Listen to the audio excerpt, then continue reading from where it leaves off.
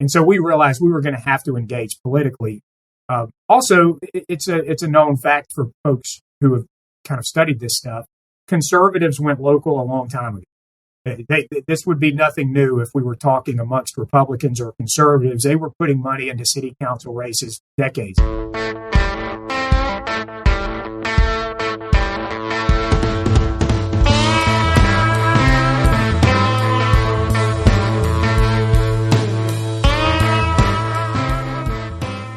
Hi there, I'm Jesse Mayshark, and this is Headlights, Voices from the Progressive South.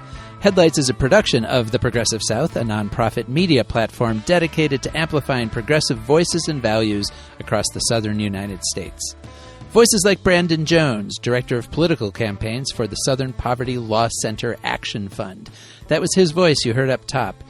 Jones is based in Mississippi, and he is heading up an effort to support progressive candidates in local races like city council and school board across the Deep South. My interview with him is coming up later in the episode. In our arts and culture segment, we'll preview a big annual festival taking place this weekend in Athens, Georgia. But first, before we get to our news roundup, I just want to say a few words about events broadly. We're recording this on Friday, June 13th, and it has been a tumultuous week. The protests and standoffs over immigration enforcement and military troop deployment in Los Angeles, including the tackling and handcuffing of California Senator Alex Padilla by federal agents, have fueled tension across the country. For progressive-minded Americans, this is a challenging time. Many of the values and principles we believe in, like the rule of law, the protection of civil rights, the value of diversity in our multicultural society, feel under siege. For those of us in the South, as I've said in prior episodes, that sense of siege is not new, but it is certainly heightened by the national events. I know some people are afraid of where things are headed. Some people are furious about it, and some are simply exhausted by the barrage. I just want to reiterate some of the things that guests on this podcast have said in prior episodes about the importance of finding ways to connect with others at grassroots community levels, the value of continued awareness and action even when it feels overwhelming, and of course the importance of taking care of yourself too. It's okay to take a break when it all feels like too much. The fight will still be there when you return to it. Everything we are fighting through now are things that we in this country have fought through before. Every one of those fights was hard, and many of them were bloody, but people went and stood up anyway for what they knew in their hearts was right. And so here we are again, and we have to do it again together. Okay, on to our news roundup. This week, we're taking a look at the growing power of the anti-vaccine movement in southern states, where many legislatures in recent years have taken steps to weaken public health mandates. Vaccine skepticism is not a new phenomenon. It dates back to the introduction of the first vaccine for smallpox at the end of the 18th century. Because the vaccine derived from a related disease that affected cows, cowpox, many people feared that injecting it might harm them and even turn them part bovine. In the United States, vaccine science became more widely accepted after World War II, following the undeniable success of vaccines against polio and measles, mumps, and rubella. But vaccine hesitancy, as public health officials call it, persisted as a kind of fringe phenomenon for decades, among some specific religious groups and in alternative healthcare circles, particularly on the cultural left with its built-in suspicions of profit-driven pharmaceutical companies. As we all know, the COVID pandemic and the vaccine mandates that followed it brought vaccine resistance back to the forefront. Although initially focused on the COVID vaccines specifically, the movement has brought along with it a broader suspicion of immunization. It has also found a new political home on the conservative right. Obviously, nobody embodies that shift more than Robert F. Kennedy Jr., our current Secretary of Health and Human Services in the Trump administration. A vaccine skeptic who has long advanced the notion that childhood immunization may cause autism, a claim for which there is no scientific evidence, Kennedy in the last few months has moved to radically shift the federal government's approach to vaccination. Just last week, he fired the government's entire vaccine advisory board and named new members to it who include some prominent vaccine skeptics. Public health officials have raised alarms about the implications for preventing outbreaks of deadly diseases. But as in many other areas of policy being undertaken by the Trump administration, southern states have been ahead of the curve. In the years since the COVID outbreak, many have taken steps to weaken vaccine mandates, not only for the COVID-19 vaccines, but for vaccines in general. And who else would be leading the way than Florida? Governor Ron DeSantis positioned the Sunshine State as a haven from public health restrictions at the height of the pandemic. In 2022, he appointed a new state surgeon general, Joseph Ladapo, who had written opinion pieces raising questions about COVID vaccines and endorsing unproven treatments like ivermectin, which have been found useless against the disease. In 2023, Ladapo was formally criticized by the Centers for Disease Control and Prevention and the U.S. Food and Drug Administration for promoting unfounded fears about the COVID vaccine. And in 2024, during an outbreak of measles at a Florida elementary school, he was criticized again for telling parents of unvaccinated children to make their own decisions about whether to send their kids to school anyway, contradicting standard CDC guidance. Although Florida does require a full set of childhood immunizations to enroll in public school, the state allows parents to apply for a religious exemption from vaccination at their local health department. Those are essentially granted upon request. And all of the rhetoric from the state's leaders is having an impact. Last year, the CDC found that Florida had the highest percentage of unvaccinated kindergartners in the country, at 4.5%. The vast majority of them were granted religious exemptions.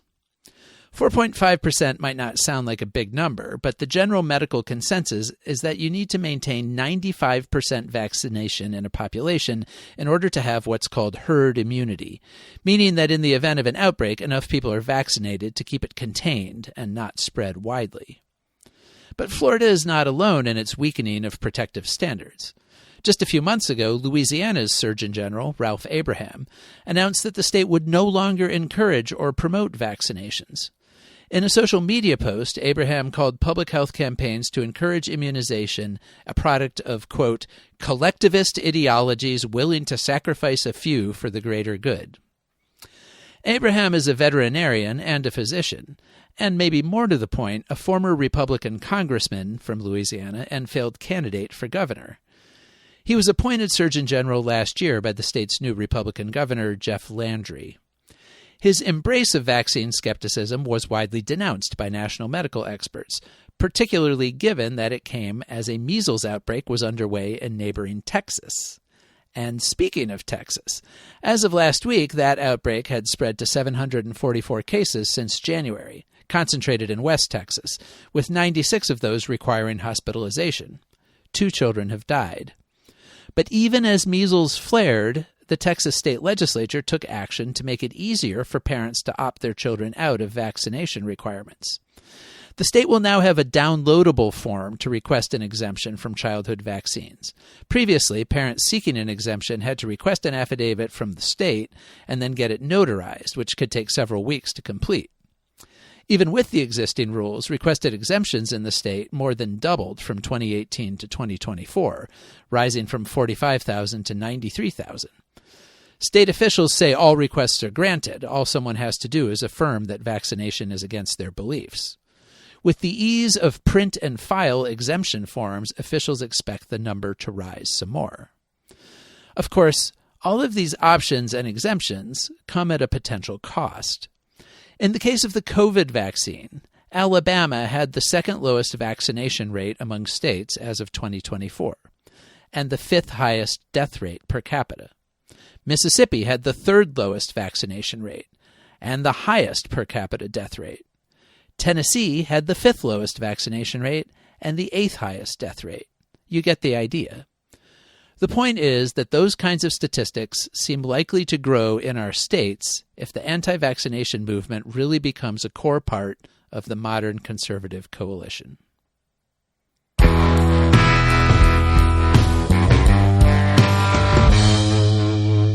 Brandon Jones is Director of Political Campaigns for the Southern Poverty Law Center Action Fund and its affiliated super PAC, New Southern Majority. The SPLC, of course, is a storied Southern institution, a legal advocacy nonprofit founded in 1971 to pursue civil rights and public interest litigation. It went through a rocky spell over the last 10 years with the ouster of co-founder Morris Dees over complaints from staff about inappropriate behavior. That shakeup, which also included the resignations of the president and legal director, led to a reevaluation of the organization's goals and approaches. One result was the creation of the Action Fund and Super PAC, which are 501c4 political organizations that are separate from the SPLC itself, an important distinction as we talk about their political activities. Jones, who is based in Jackson, Mississippi, has been with SPLC in various capacities for the past 6 years.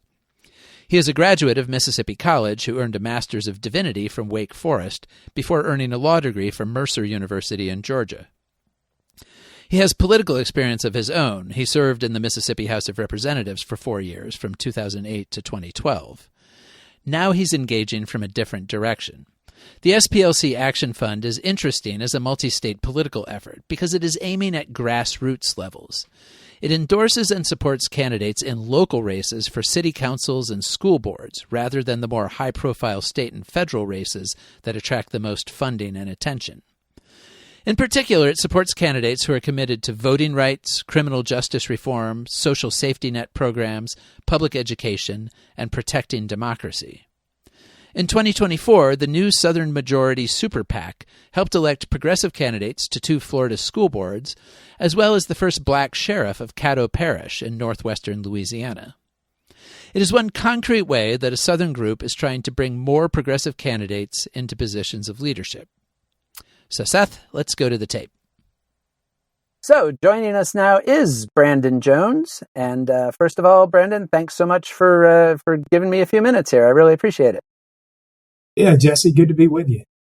So, I read your intro there a little bit, and kind of an interesting combination, I think, of having both the divinity degree and the law degree. I was wondering if you could just talk to me a little bit about your background. Where did you grow up? And then kind of how did you find your way into law and then into the work that you're doing now? Sure. Well, grew up in Pascagoula, Mississippi, Gulf Coast town, there between Mobile, Alabama, and Biloxi, Mississippi. So spent, my early days on the Gulf Coast, and was always interested in law and politics and things of that nature. I didn't have a especially active political family, but I had a curious family. And so, newspapers were part of our life, and we would have conversations about all variety of issues. And I'm grateful to have been raised in a house where we were encouraged to think about that stuff and talk about it and oftentimes argue about it. That was a big part of my growing up. So I, faith is important to me. You mentioned the divinity degree. That's been true throughout my life. And I've been part of 3 different denominations and have worked on staff at churches. And pretty early pivotal experience for me was working for the Baptist Joint Committee there in Washington, D.C., which is now sort of leading the way in the fight against white Christian nationalism. So I'm really proud of the work that they do. And to live on Capitol Hill in 2000 was exciting. I mean, that was a big election year. And so I think, all of my interest in student government and student politics kind of set me up to be excited about national politics when I was there in D.C. Volunteered for some campaigns that did go ahead and finish out my divinity degree, but kind of knew the whole time that I wanted to go to law school. Was lucky to meet at the Baptist Joint Committee folks who had done both. That was a pretty common dual degree situation there. So really, Jesse was interested in child advocacy. I went to work for CASA in law school, thought I would do, some type of children's defense fund type work, some type of child advocacy. So that was kind of there. And moved back to the coast just in time to get waylaid by Katrina and shifted gears a little bit. Got into plaintiff's law and sued insurance companies for a while. And so, and really enjoy doing it. I think insurance companies need to be held to account. And so that's, and of course, growing up on the Gulf Coast and seeing what happened to people and the issues that they faced in terms of rebuilding their lives, turned me on to local issues. So I ran for the Mississippi State Legislature, served in the state legislature for 4 years, Are always surprised to hear that, from 2008 to 2012, Democrats had a majority in the Mississippi state legislature. So I was part of a very narrow majority. Haley Barbour was our governor at that time. He's a bit of a national figure, was in the Nixon White House, party chair, for quite a while, and kind of a national figure. So I spent a lot of time in the Mississippi legislature fighting with Governor Barbour, and gave the Democratic response to his state of the state back during that time. And, look, from there, it just kind of, I had the bug.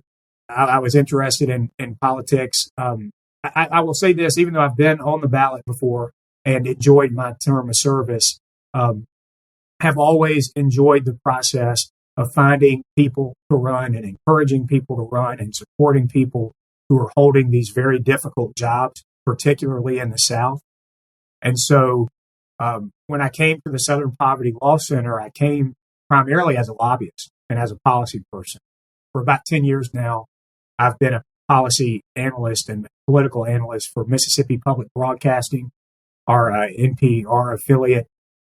And so these are issues that are interesting to me. I've taught policy as an adjunct professor and I'm curious about all that stuff. And so that was a good fit for me. Have always appreciated the work the Southern Poverty Law Center has done. I mentioned to you reading the newspaper around the kitchen table in Pascagoula. One of the stories we read was about the SPLC suing the Klan whenever I was a kid. And I have vivid memories of my dad and I saying, well, it's kind of interesting, suing the Klan, and that being something that one would do. So SPLC was a bit in my imagination for a while. When I started my law career, they did not have a Mississippi office. But thankfully they did whenever it made sense for me to go into nonprofit work. And a few years back, we launched a political arm, which I'm sure you and I will talk about, where we do endorsements and work on campaigns. So I hope that's helpful. Probably talk longer than you want. No, that's all great. And, as an old newspaper guy myself, I'm always happy to hear people talk about the importance of reading the newspaper. I don't, 20, 30 years from now, I don't know what those stories are going to be. It's going to be, I grew up scrolling through TikTok and I don't know where people are going to find that. Hopefully they're finding it somewhere. So let's talk about the Action Fund and the New Southern Majority, which is a very ambitious name, obviously, for a super PAC. What prompted? The SPLC itself has obviously been active in lots of ways for a long time. What prompted this idea, and why now to kind of set up this separate arm to really get directly involved in political races? Yeah. So I think most people know the Southern Poverty Law Center through our work in courtrooms and through our work with the Intelligence Project, where we've, tried to track hate groups throughout the country for quite a while. And that's an important resource that was just published, or this year's version just came out last week, by the way. Urge people to take a look at that. And we did. I would say, I don't think it's incorrect to say that for the early decades, the first 30, 40 years of our existence, we primarily functioned as a civil rights law firm. We were primarily staffed by lawyers. Most of our staff, it's now we're getting to a little bit more balance in our staffing, but for a long time, we were a very large civil rights law firm, primarily filing cases in the Southeast, although not exclusively. We realized, and then whenever the Action Fund initially started its work, our primary purpose work was lobbying. And so we set up lobbying shops at state to lobby state legislatures in the 5 states where we work, which are Louisiana, Mississippi, Alabama, Florida, and Georgia, just right there along the southeastern coast. And I will say I'm very proud of that policy work. If you go to those states now, the SPLC Action Fund was responsible for building pretty robust lobbying efforts in each of those states and have been a part of defeating bad legislation in all of those places and passing good bills in all of those places. So, that was kind of where we started to expand into some of our C4 work. Well, we increasingly realized after 2016, and really we're coming to understand this before that time, that it doesn't really matter how good you are at filing lawsuits or how effective you might be at lobbying one or two individual legislators. It is very difficult to move an irretractable MAGA elected official or someone who has just dyed in the wool to against doing anything progressive. And so we realized we were going to have to engage politically. Also, it's a known fact for folks who have kind of studied this stuff. Conservatives went local a long time ago. This would be nothing new if we were talking amongst Republicans or conservatives. They were putting money into city council races decades ago. Whenever they have not had success at the federal and state level, they've always gone. Democrats and progressives have been really slow to catch on. We have not been as effective at building out local infrastructure and at putting money into local races. So in some ways, we saw the opportunity to do this work on the progressive side as just a real wide open opportunity that's been there for decades and an opportunity to make up some real lost ground. Also, you mentioned earlier some of the issues that we care about. I think while we spend a lot of angst and ire focused on the federal government and what happens in our state houses and our governor's offices, we lose sight of the fact that so many of the issues and decisions that are made that affect our pocketbooks and that affect our freedom and that affect our schools are taking place in our neighborhood and right around the corner from home. These are local decisions. And finally, just strategically, I'll tell you this, there's not a lot of folks doing what we do. So we can go to places, big, small, otherwise, and say, hey, we want to work on this city council race. We don't have a lot of folks fighting us for that. There aren't a lot of groups who are already there. So we can come in and say, we would like to help get the first black mayor elected in such and such town. And people are happy to have us there because they weren't going to do it and they're not putting the money in races. So, there's all these strategic, philosophical, policy-based reasons to do it, but there's also just a real space here. And one of the things we did not want to do as we built out our political operation is spend a lot of time fighting leftist and progressive. I don't have a whole lot of patience for that. I've seen plenty of that at the party level. I've seen plenty of it at local organizing level. And we decided to come in and say, you tell us where resources are not being allocated. We'll go there. And you tell us about races that you think are important, but you're not investing. We'll go there. And that's kind of been our model, and it's worked pretty well.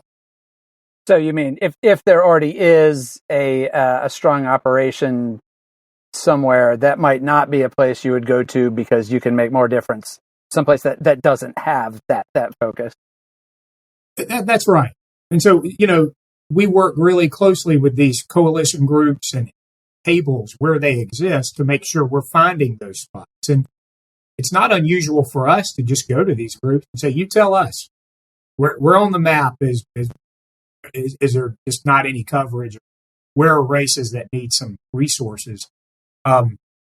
It's really, if we come in and we see that there's a robust third party effort somewhere, then we say, hey, great, we'll go to one of these other places. And a good example of that is we have, people might be interested to know that we have elections popping off all over. So we just got out of elections in Louisiana, and we were working really excited about some of the work we did there. Next week, we have elections in Mississippi. Next month, at the end of the summer in August, there are elections in Alabama. So these municipal races take place across a curious calendar and kind of a patchwork quilt of times. Florida is voting every month. Florida has something on the ballot somewhere. It's the craziest election scheme you'll find anywhere in the country. It's almost as if it was designed for people to not know when their elections are in Florida.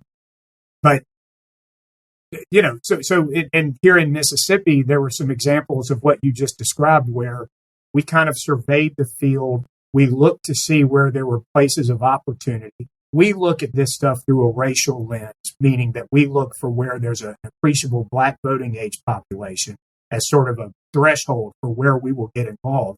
Because frankly, white folks in the South are pretty irretractable in politics, and they're only going to listen to so much out of me. So we got to find places where we can be persuasive. So we start with places that have a good number of black voters and try to figure out, where these sweet spots and opportunities are. And in some of those places, I'm really excited to let you know, there were good third parties. There were people who were doing work to help candidates and to advance the cause in some of these places. And so in those places, there wasn't a need for us, and we were able to go to other places. And, hopefully we'll see fruits of that next week when the results come. So obviously, when you win an individual race, like, for example, some of those school board seats in Florida last year, I know in one case there was a strong Moms for Liberty candidate who was ousted. You win that office and you have a more progressive office holder in that particular place.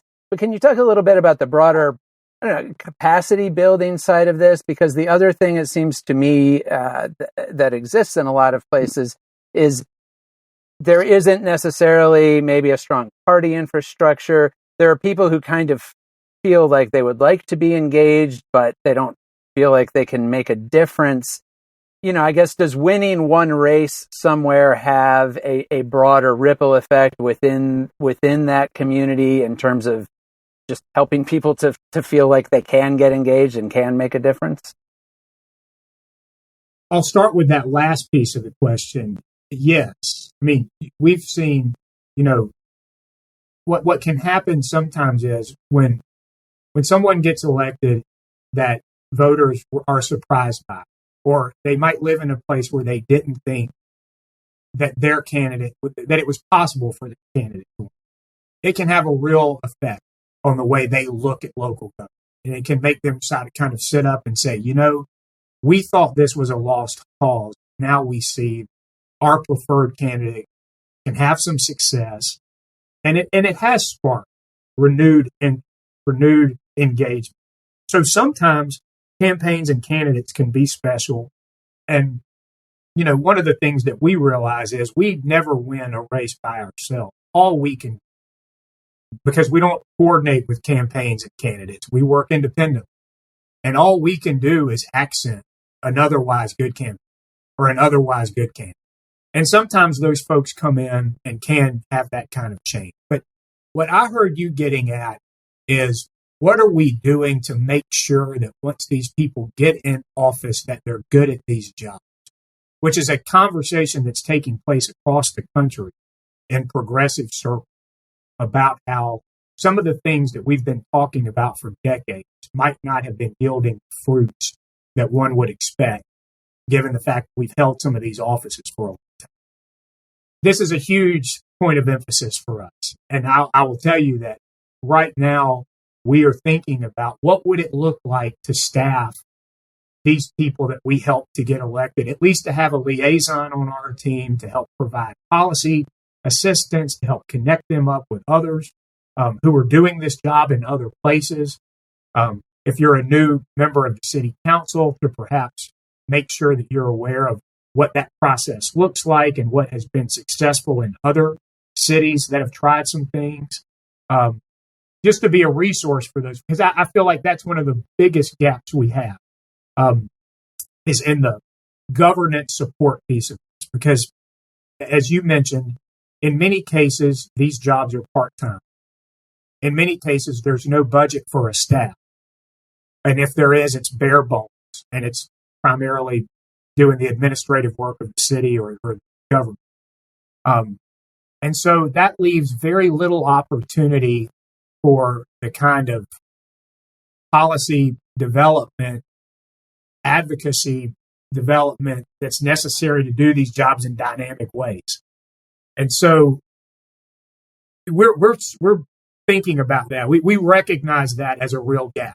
And we recognize that as that again is something that has existed on the right for a long time, right? I mean, there's sort of like no end of conservative think tanks, policy groups, state level conferences, national conferences that even local office holders are, as soon as they take office, they start kind of receiving these things and get invited to places. There's a whole kind of ecosystem there that I think exists much less on the left.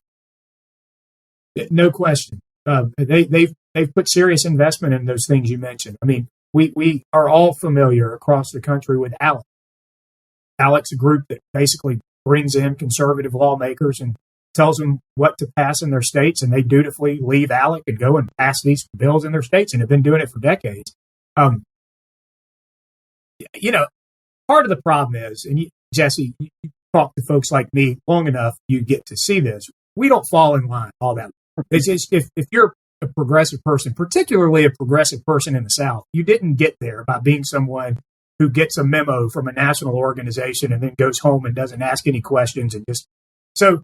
Republicans have an advantage. People who are drawn to that kind of politics, they are kind of drawn to authoritarians and strong men, and they can take their notes and go and off to do their job. Right. I do not meet a lot of liberals and progressives who operate that way. I mean, we're a little bit harder to bring in, but that doesn't mean that we shouldn't be resourcing these opportunities. As painful as getting us together in a meeting may be, we should be doing some of it, and we should be at a minimum offering basic level competency training and resources to people who are doing these serious jobs so that they are trusted to continue doing the jobs and so that our policy objectives can be. That's just a very basic concept. I think part of it is that building that stuff out is sort of like the eating your vegetables part of this type of work. A lot of groups are not excited about stopping to train school board members or stopping to think through the minutia of being a city councilor in an 11,000 person town. So part of what we're thinking is, how do we make that, first of all, more compelling to our partners so that they might be willing to join us in doing some more of this? And then, just kind of building out some type of apparatus and program and training to do as much of that as possible. And I want to be clear here, we're not the only ones thinking about this, and there are some groups who are doing some of this. But I think anyone who's in this space would recognize there's a gap here. It's certainly not being done on the scale that we need.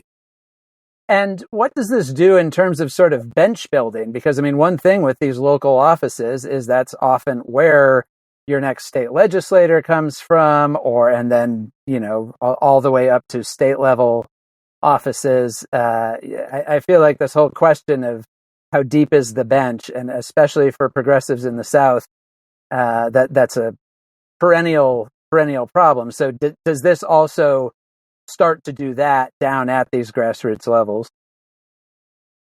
It does. I mean, I will tell you, I'm a little contrarian on this point because having spent a lot of my time developing relationships with local leaders, I would say we've always had a hell of a bunch.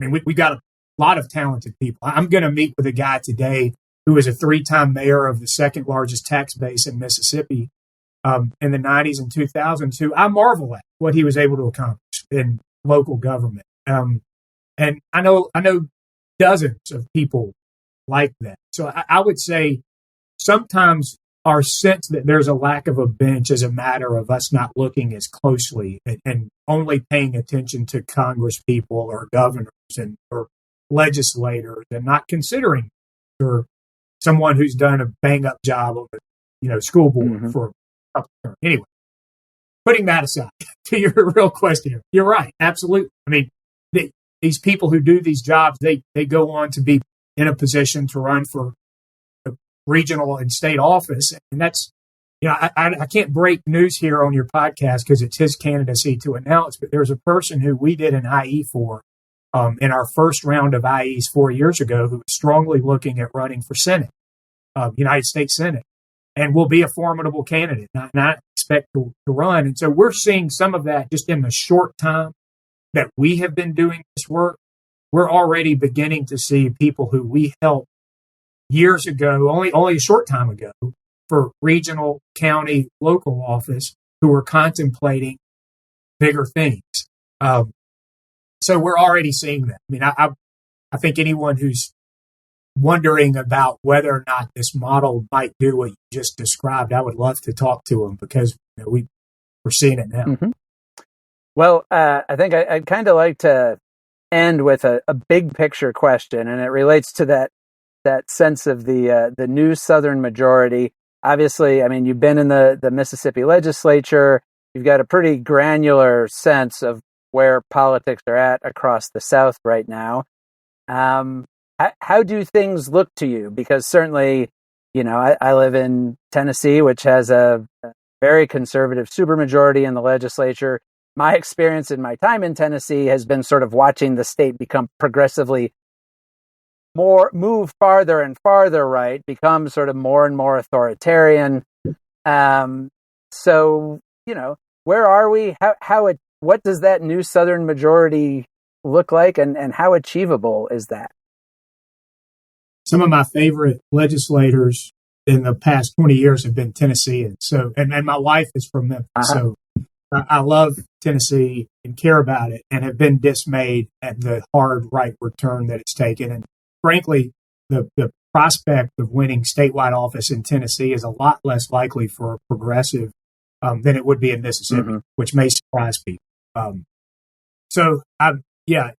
look, all the things that we were concerned about with the current administration, we're seeing played out, and it's even more dismaying and existential because they seem to be more efficient this time around, and more effective at accomplishing some of their policy goals. So I understand anyone who is a little bit down right now.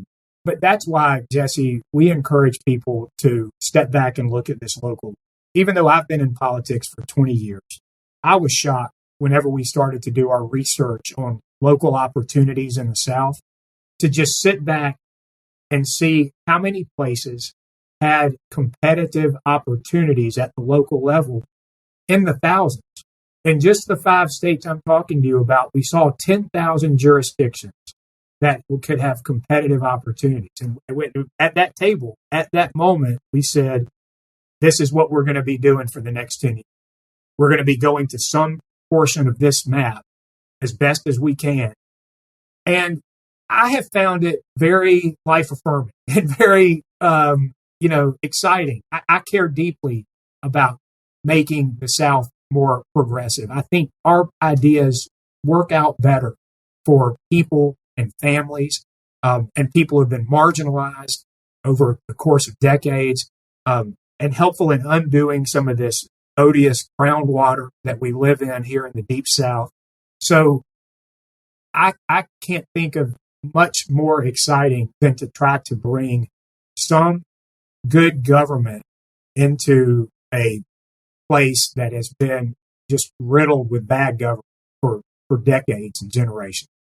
So turning that focus to local races, turning that focus to what's in your area, we have a resource called the Southern Local Election Dashboard, SLED, which we make readily available to partners and groups who are pulling in the same direction. And the benefit of that dashboard is it takes our 5 states and will direct you to these competitive opportunities I just mentioned. Any jurisdiction you see pop up in there is one that we believe is competitive. And we would be happy to work with anybody who is curious about learning more about opportunities in the backyard and learning more about those things. So to me, to answer your question about prospect, that gives me a lot of hope. This is exciting work. It's something, as we think about the Serenity Prayer, it's something I can actually influence. I cannot do much about whatever the hell Elon Musk is doing. I don't, they're not listening to Jackson, Mississippi. But what I can do is work to elect progressive mayor in Alabama or Florida or Georgia. And then when you say, well, what does that mean for the future? Well, for us as progressives, I think we have to be honest and say, if we're not doing the basic blocking and tackling, those things that we just mentioned conservatives have been doing for decades, why would we expect to have amazing electoral results? To me, I see part of what we're doing is doing something that should have been done a long time ago, trying to make up ground, bring other people into this type of work. And when we do that, I feel pretty confident we'll have success. So I'm bullish on the long-term future, but understand why people are upset in the moment. But again, the best way to get over the Trump blues is to turn local, in my opinion. Right. All right. Well, I think that's a great place to wrap up. And so I guess if people want to get information about any of this, they can go to the various websites. I know both the Action Fund and the Super PAC have their own websites with resources and so forth, right?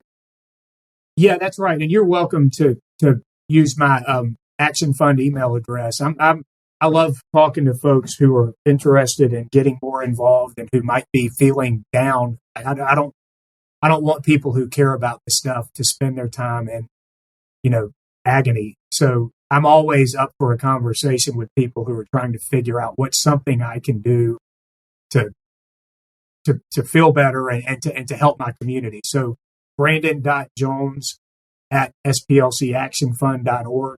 Happy to hear from you. All right. Great. Well, thanks again. I really appreciated the conversation. Thank you, Jesse. Appreciate what you do.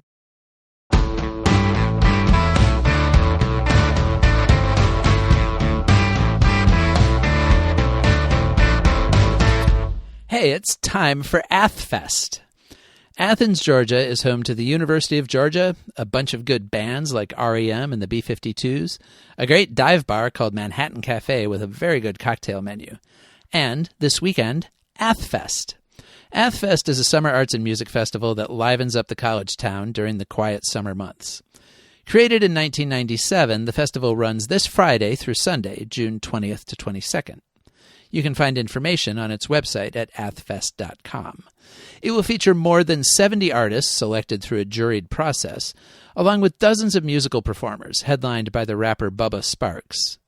Besides 3 outdoor stages programmed throughout each day, on Friday and Saturday nights the festival continues with a club crawl through Athens' lively music venues, which will all have full rosters of live music.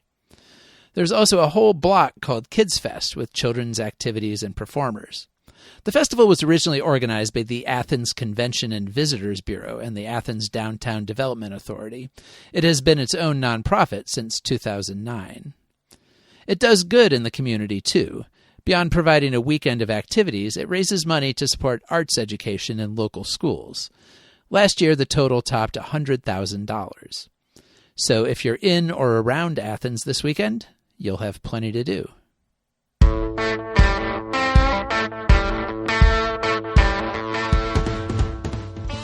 And that wraps us up for this week. Remember, The Progressive South is a nonprofit media outlet, and you can find information about contributing to our efforts on our website, theprogressivesouth.org. If you do feel moved to make a donation, first of all, thank you. And second, make sure you make a note in the comments accompanying it that it is for the Progressive South. Thanks to Bark for our theme music, and to Lord Seth the Libertarian for his production work at Barbarian Productions. And thanks to you for listening. Remember, you can call and say hey from wherever you are. Just leave us a message at 865-214-7764. That's 865-214-PROG. Tell us your first name, where you're calling from, and take up to a minute to let us know what's going on where you are. We'll talk to you soon.